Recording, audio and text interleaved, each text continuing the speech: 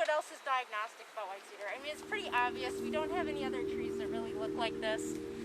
It does have the very interesting bark, kind of this peely, strippy looking bark that kind of swirls and crosses and creates interesting patterns. So is this where you would typically think to find a white cedar? No. Where do northern white cedars typically grow? What was that? Wetlands. Wetlands, swamps, forested wetlands largely. They like to have their feet wet for the most part, so they tend to grow in wet places more so than by parking lots. But these several are doing all right here. They don't have a lot of competition here, except maybe for their neighbors. So let's go to the neighboring tree here. We'll stay on our conifer list. What do we have here? And you've got some nice branches hanging down. I'm going to ask you guys to try to keep spaced out. I know it's hard. It's not in our this is not in our training yet. But yes, and we can circle around if you want to get up closer to where the branches are low. So what species are we looking at here? Yep, tamarack. What's the other name, common name for this? Eastern larch. What was that? Eastern larch. Eastern larch. Yep, and it's important to get the eastern because there's a western larch and there's European larch. There are other larches. Actually, there are other larches on campus. So as you're walking around, I think over on the other side of the farm, I think there might be European larches over there. So there are other larches around. So be careful about getting confused. But what's distinctive about this tree species? There's a couple of things.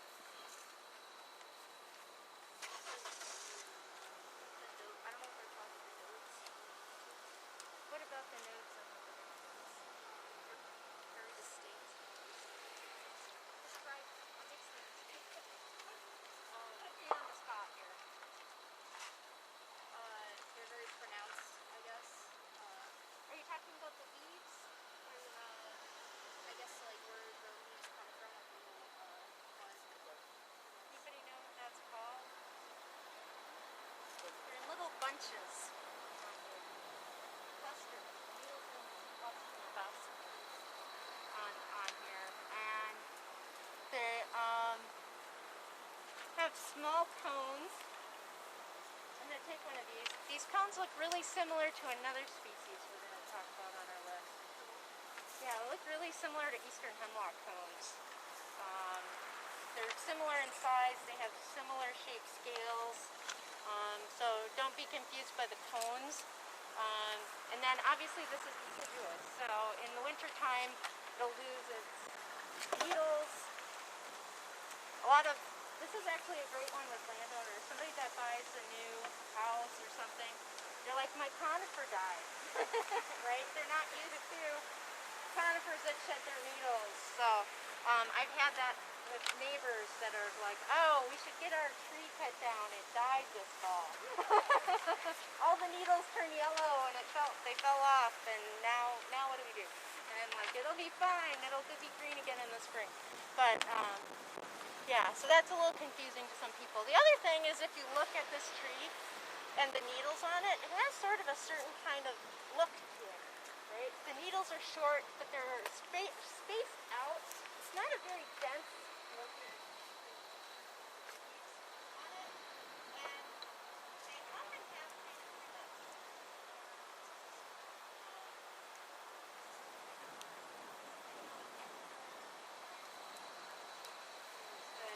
this tree tends to not always be very pointy. It can be more bushy looking, and it's not always the straightest growing tree. And maybe that has something to do with the swamps where it's growing, the conditions it's growing in, and health issues. But anyway, so it has a kind of a distinctive look to it when you look at it, in my opinion. Anyone add anything? Where do tamaracks like to grow? Also swamps. Also swamps, and sometimes growing with cedars, like they are here. So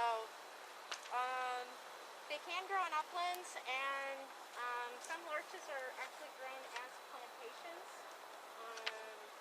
Like European larch is sometimes planted in plantations. So can be a plantation tree. You don't see it very often anymore, but sometimes you'll find old plantations when you're out and about in the forest. You'll be like, why are these larches growing in a row? That would be why.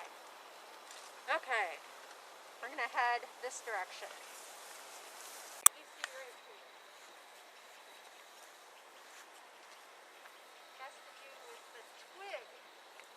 The inside of the twig. What does it look like to you? You can try to peel it back for you.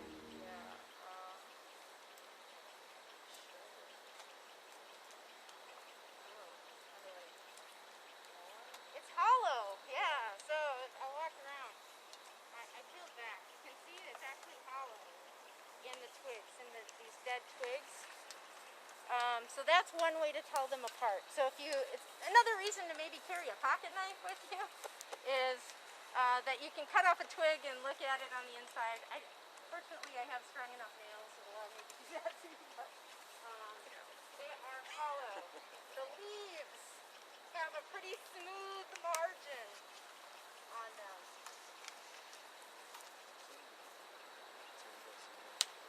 What makes honeysuckle particularly invasive? What are the characteristics that make it so invasive? The berries. The berries. And I don't know if we can see any berries on this right now. There might be triple up. Oh, there is one right here. Good spot, like only berries. Yeah. Not here. I will pick it. Alright, we'll save that for Friday. Anyway, so good spot. So this is a berry. They're red, they're juicy looking. They look very tasty. Birds and small mammals love them, and so they will eat them and carry them off to a new location, and there they will start. That is one characteristic. What are the other characteristics that make this species invasive? So one is the berries.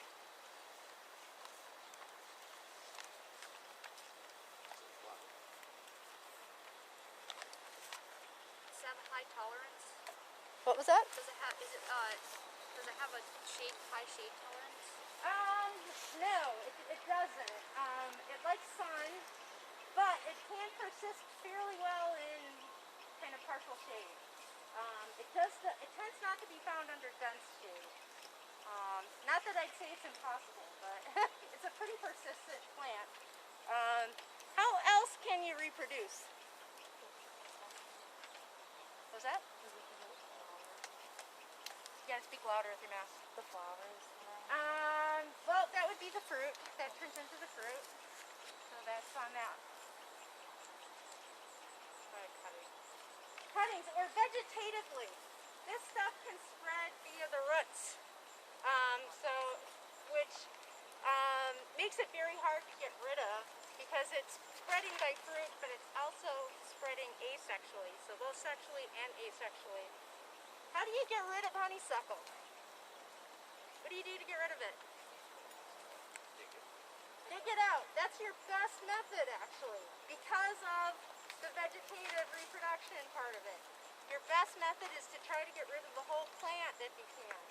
What if you can't dig it out? What's your next option?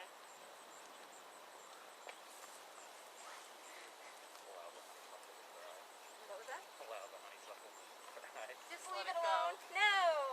We don't want to do that. We want to get rid of it. Any other ideas? Burn it. What was that? Burn it.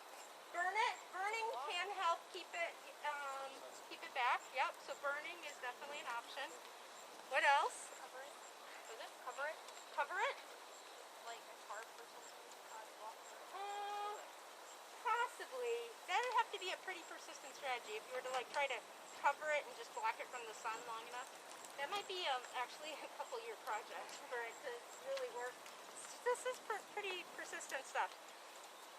There's an obvious one we haven't covered. What was it? Cut it down, and then what? You don't want to just cut it because it'll just grow back. You need to do something else with it. Poison it.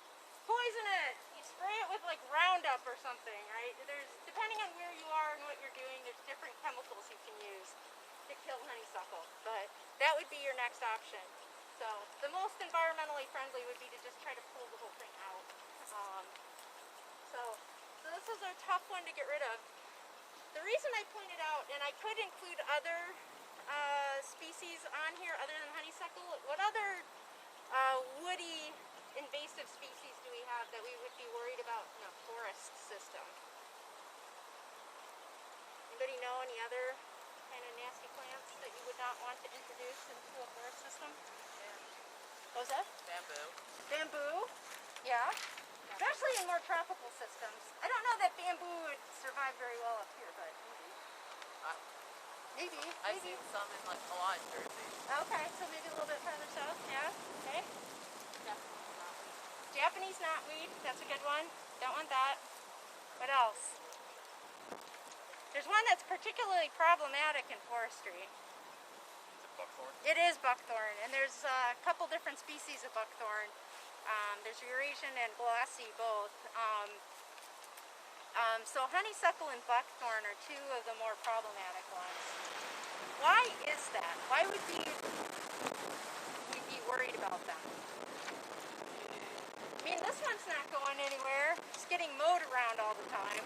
But what if we were to be over in that forest? And there are more invasives over there. We'll look at them when we get there. But what would... If it spreads really fast and stuff and takes over the understory of the forest, wouldn't it take up most of the nutrients for the other trees? Yeah, so it's going to start out competing other regeneration that you want. So let's say we decide we want to do a harvest in that forest back there.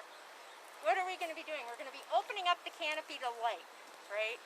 And so right now the honeysuckle may not be able to survive in that dense shade back there.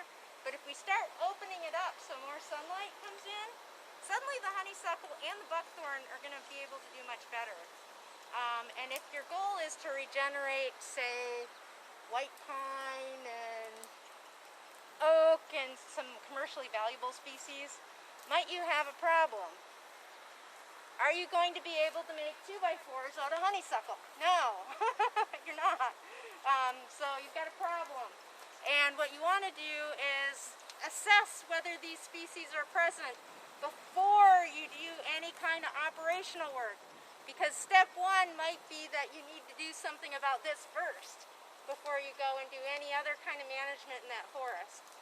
And it doesn't matter if it's for a timber harvest or to put in a trail or any other kind of work where you might be opening up the forest or giving an opportunity to spread seeds through the forest. So you might need to treat this first.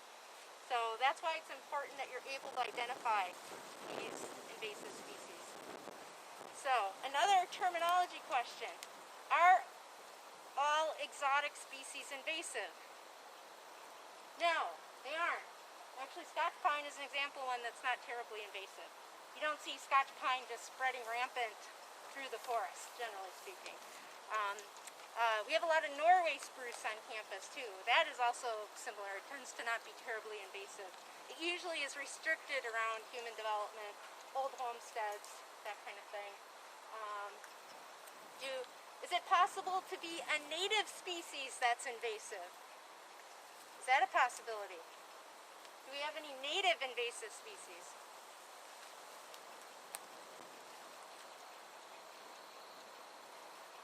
Conceptually, can we have a native invasive species, even if you can't think of one?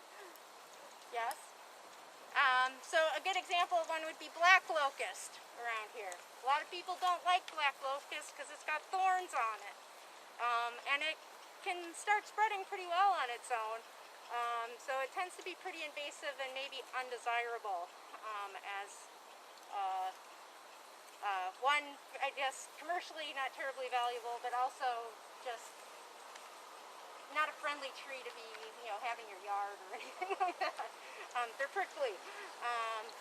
There are other invasive native species that sometimes people have problems with, like rubus or raspberries. They can also really compete with vegetation. Multiflora rose is another species as you start going farther south that can be a problem. And some people would even say now, like American beech, they would even consider it to be called a native invasive species. So there's, so don't, I guess the bottom line is don't equate invasive with exotic or introduced, because they mean different things. And a lot of people like to use them interchangeably, but they mean different things. So, all right, terminology. Terminology is important. Okay. Any questions about anything here? All right, we're gonna head this way.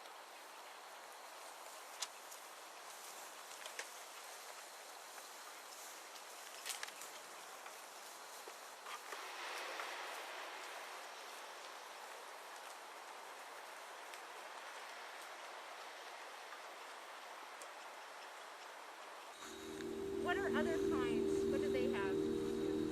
See, like red pine has two. What about like jack pine on our list? I'm hearing 2 and 3. Has anybody got another answer?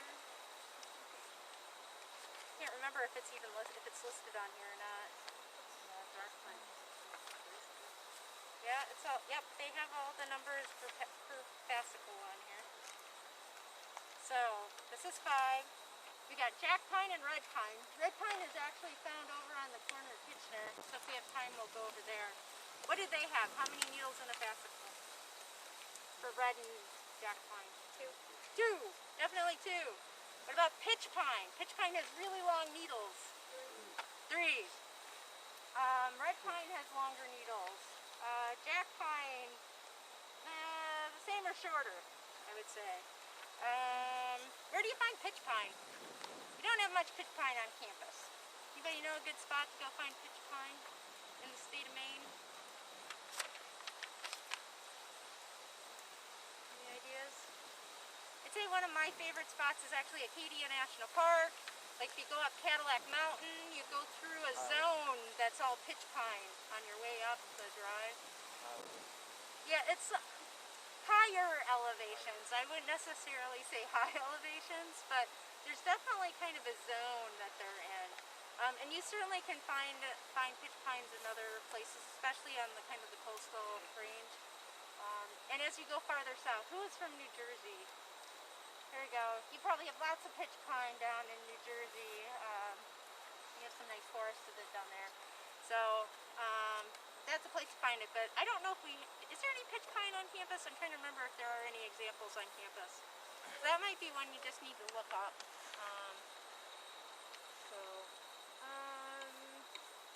Let's see. We don't have any cones here, but when we have a chance, we'll look at some cones for white pine. We have another invasive species behind us in this wetland. What else is out here that shouldn't be?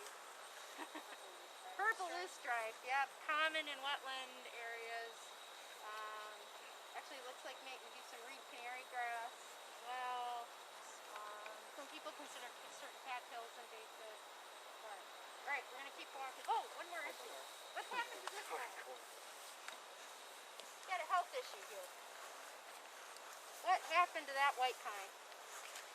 It's got a common health-related problem.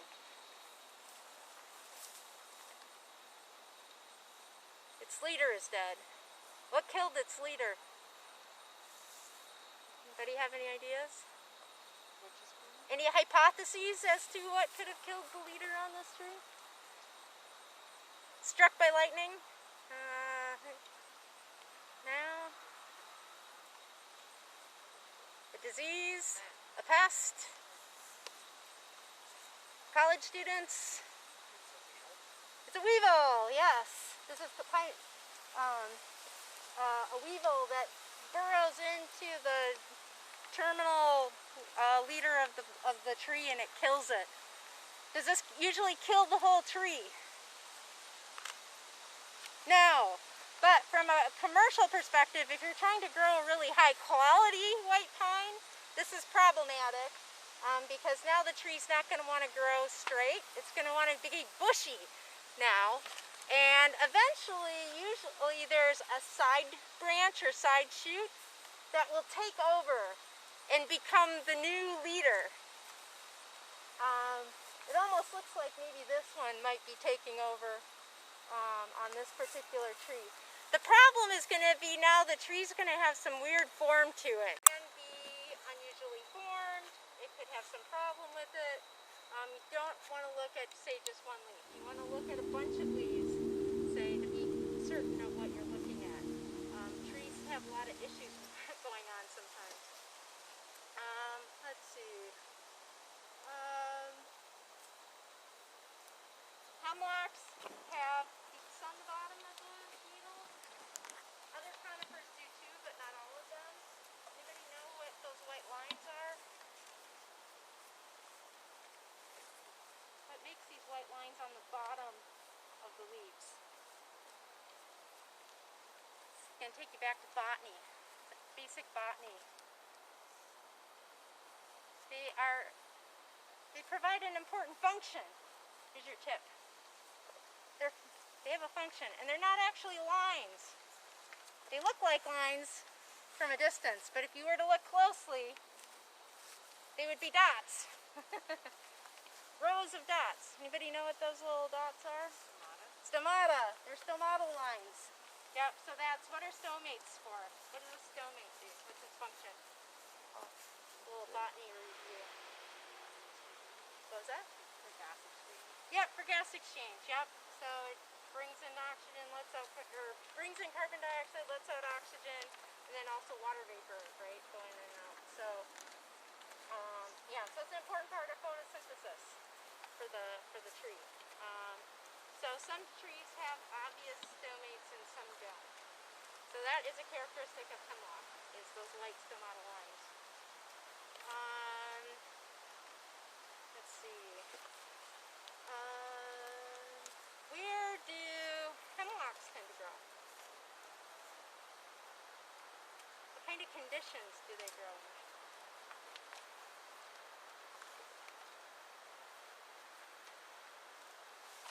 Do they like sun? Do they like shade? Do they like it dry? Do they like it wet? What kind of places do you find them?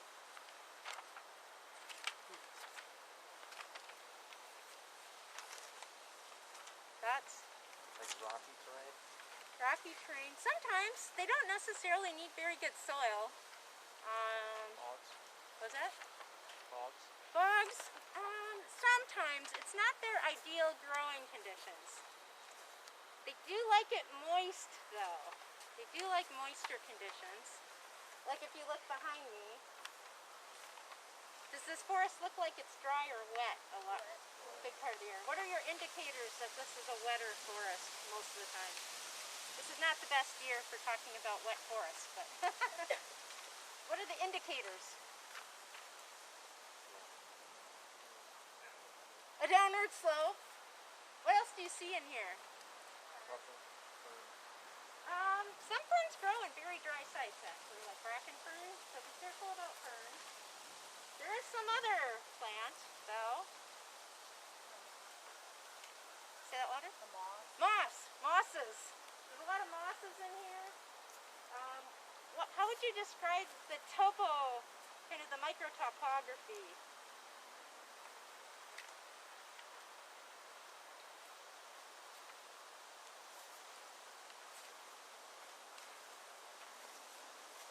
Like how uneven it is. Yeah, so it's sort of pitted. It's got a little bit of pit and mound topography going to it. And the roots are really shallow. You can see roots on a lot of the trees. So they don't have very deep soil here because it's so wet. So there's a lot of different kind of indicators here that this is wetter soil. So trees that like wetter soil or are tolerant of wetter soil are what you're most likely to find here. So hemlock is one of them. They like it moist. What about shade tolerance? Do they like it sunny or do they like it shady? shade. Shady. They like it shady, even though this one's growing on the edge here where it's getting some sun.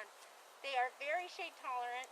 One of our most shade tolerant species. They can persist for a very long time in dense shade. They may not grow very fast. You might have some trees that are this big that are 100 years old because they've never really gotten much sunlight. And if you were to look at their rings, they'd have very tight, narrow rings to show how little they've been growing every year. But they're very persistent in shade. They can be patient. They can wait for opportunities for sunlight to come through the canopy at some point. Not all tree species can do that, so hemlock is very good at that. Let's see, what else can we say about hemlock? Anything you want to add, John? Oh, okay. Never mind then. Okay. Let's see, which way do I want to go next? We're going to go this way. Okay. So our next tree is a quaking aspen or trembling aspen. Either common name is acceptable for the quiz next week. And the first thing that you will notice is that there's a patch of trees here. And they are likely all genetically the same. They're probably a clone. Aspen reproduces a couple different ways. One is vegetatively through root suckering. Hence, all of these individual looking trees may actually all be coming off the same root system. It can also reproduce by seed, and perhaps that's how the first quaking aspen got to this location, was it came in by seed and started, and then we're in a power line right away, and periodically I'm sure they come through and cut the vegetation in the right of way, and so this periodically gets cut and it just regenerates each time it's cut from the roots. Quaking aspen is very similar to big-tooth aspen. They are both very shade intolerant. They love sun. They're pioneering species. They grow very quickly following disturbance. They look very similar. They have similar shaped leaves. The quaking aspen here has kind of finely toothed leaf margins, whereas a big-tooth aspen would have much larger teeth. The size of the leaf can vary a lot in aspen. This is a fairly small leaf, but I've seen them as large as dinner platters, depending on how old the tree is, how much sun it's getting, growing conditions, but leaf size can vary a lot in this species, so don't depend on that. Definitely look at the leaf margins. And the petioles of the leaf are flattened, and this is a characteristic of the genus, and that allows the leaves to flutter back and forth, so that's why it gets that quaking name, and that flattened petioles what allows the leaves to quake back and forth in the wind. One other interesting thing about quaking aspen, if you look closely at the bark has kind of a grayish-green color, and after you can actually kind of take off some of the grayish bloom, and it's fairly green underneath. Quaking aspen has chlorophyll in the bark, call that chlorophyllous bark, and that's due to chlorophyll. And one advantage of that is it allows the tree to start photosynthesizing early in the growing season before it even has leaves. It's probably not nearly as efficient as a leaf, but it gives the tree an edge as it's competing with other species that have to wait for their leaves to come out before they can start photosynthesis. It also allows it to be more competitive with evergreens. Obviously they always have leaves on them unless they're having some sort of stress issue, but they should be competing pretty well with evergreens because they can start photosynthesizing about the same time they do following winter, as soon as their sap starts flowing. I think if there's anything else I want to say about quaking aspen.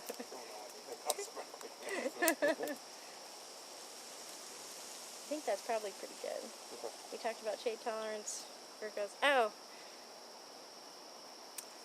I guess in terms of where quaking aspen and bigtooth aspen grow, they both grow on a pretty wide range of site conditions. It's more about following disturbance than it is about soil and moisture and soil nutrient quality. It's a pretty plastic species in terms of where it can grow in terms of soils. And that's why this tree species has the widest distribution of any tree species in North America, because it's pretty adaptable to a wide range of growing conditions. Bigtooth aspen is slightly longer lived, and so in older mixedwood forest you're more likely to find old bigtooth aspen trees than you are quaking aspen trees. They tend to live a little bit longer. Lifespan for quaking aspen is probably about 60 years, 70 years or so. Bigtooth aspen might be more like 80, maybe 90 years on those. So, all right. Do you want to take a look at the birch over here? Okay, previously we looked at an older gray birch, and one thing to note in this young gray birch is the bark. An older gray birch tree has gray bark, but young birch trees have brown, almost reddish brown bark. So you don't want to be confused by bark color because of the age of the tree. And this is true for paper birch as well. It also has a reddish brown bark when it's young. And during the sapling stage it switches over to having white bark.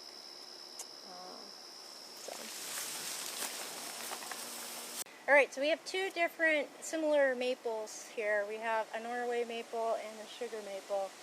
And the Norway maple is not on your species list, but it's an important one to be able to differentiate from sugar maple just because they are very common, especially in more urban developed areas. And Norway maple is an introduced species. Sugar maples are native species for making maple syrup. So one way to differentiate the two is by looking at the leaves. In the Norway, you have slightly longer, more tendril-like leaf tips. It's also very broad, and pretty much it has a broader base than it does length from base to tip. And some people say it looks kind of like a crown because it has such a broad base. You can almost envision that sitting on your head. As compared to a sugar maple is longer than it is wide, and it has a much narrower base to it. And generally the leaf tips aren't quite as long and tendril-like, although they are kind of similar in this case. Another difference with the Norway maple is when you pull off a leaf or break the leaf, it has a milky sap to it, whereas sugar maple has a clear sap. You think about maple syrup, it's clear, right? The Norway maple has a milky colored sap to it, so that's another way to tell it apart. Another way is through the seeds. Maples have a double-winged samara, and this is a Norway maple samara, and what's distinctive about it is, first, it's very large. The other is that the two wings are almost straight out from one another.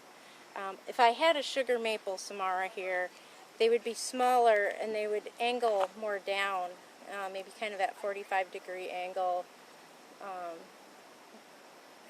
from a flat plane here. So these are much more spread apart in the Norway maple. The other thing to look at on Norway maple, let me see if we can find an example over here.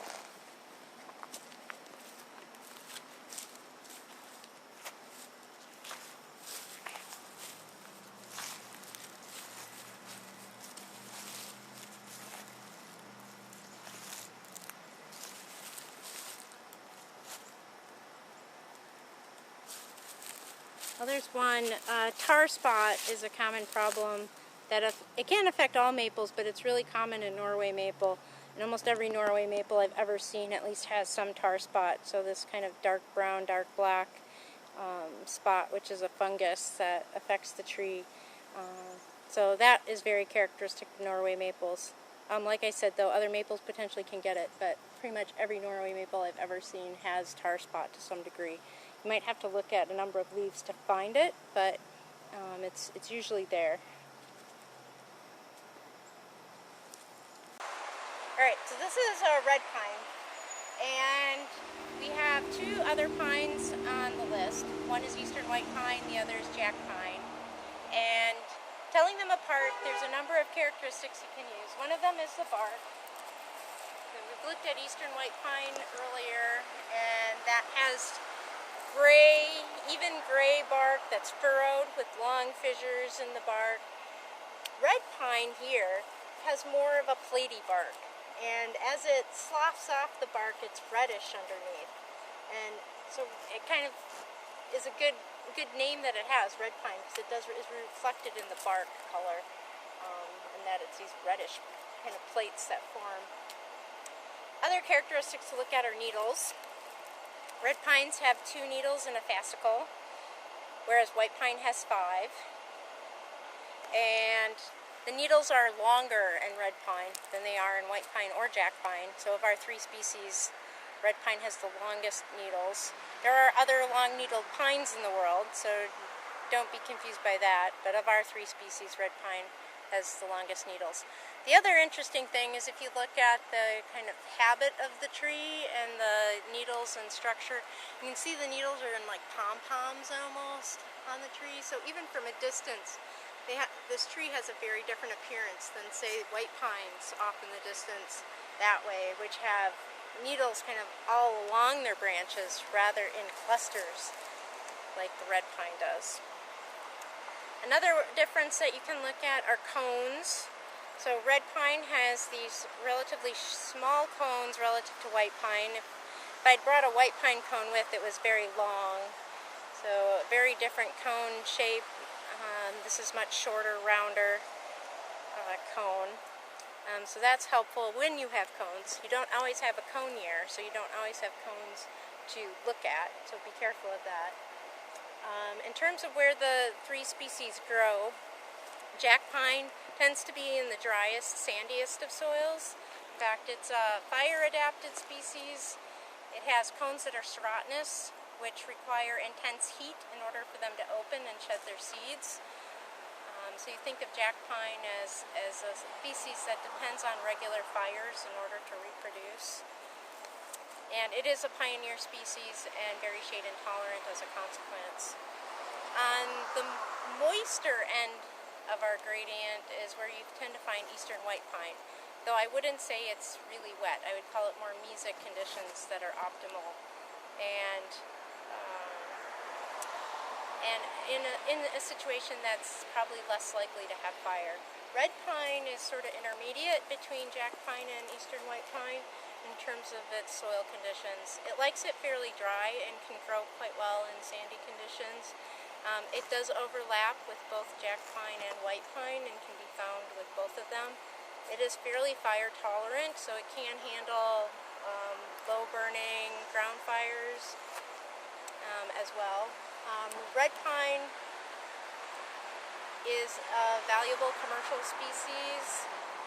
One of its primary uses is for utility poles, and you will find red pine in planted stands, not so much in this region, but you see a lot in the Midwest and places where there's mills for milling the utility poles. So it's a really important species in that regard.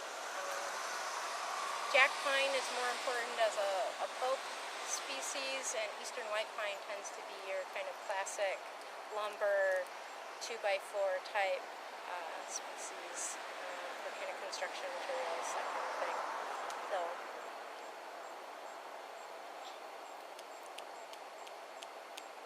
in terms of shade tolerance, red pine is pretty shade intolerant. It does like sun. Eastern white pine is more shade intermediate on our shade tolerance spectrum. So red pine's kind of intermediate in shade tolerance between jack pine and white pine on our spectrum. So, I can't think of too much else to say about red pine. Should we go look at silver maple?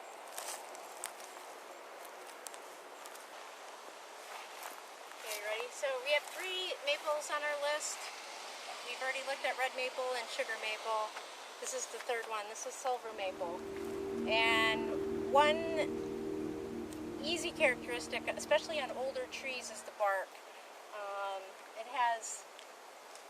fissured bark that's sort of peeling. It reminds me of, if you've ever seen shagbark hickory, has a similar type of bark as well, where it looks like it's curling up and almost peeling off. It's very unique looking bark pattern that's very helpful in identifying this species. Another is the leaves, and they have classic maple leaves except that they have very long lobes and very deep sinuses in the leaves. This one is pretty dry and is going to break up as I try to unroll it, but it has almost like long fingers to the leaves because the sinuses are so deep on this leaf. So that's another characteristic. Silver maple, in terms of its habitat requirements, it's a typical riparian forest species. In other words, it grows along streams and rivers. It grows in floodplains. It's a floodplain adapted species. What makes it very competitive in that situation is its roots. It can handle being underwater for extended periods of time. For many trees, that's a problem because they rely on some level of gas exchange through the soil with their roots. But silver maple can handle the longer periods of being inundated with water. And so that's what makes it competitive in those floodplains. It's also what makes it a good street tree. So here we are along Sebago Road and a sidewalk. Actually, we've got a couple of sidewalks. A big portion of this tree's roots are covered up with blacktop. And because of its ability to handle this water inundation scenario, also makes it a good street tree because it can handle having blacktop or concrete over a large area of its roots in urban systems. So in some ways it's sort of like being in a permanent floodplain of where it's always partly flooded, but with blacktop instead of water. We've talked a little bit about making maple syrup. Sugar maple is what most people think of. The University Forest here has Sugar Shack. They make their own maple syrup. They tap a lot of red maples in addition to sugar maples. We just don't have a lot of sugar maple around. You can also tap silver maple, and some people will use silver maple for syrup. It's just a matter of whether you have enough trees if you're in a place where you're near a riparian zone with silver maples, but you can make syrup out of it. Probably take a little bit more sap to make the same amount as sugar maple, a little lower sugar content, but can be done.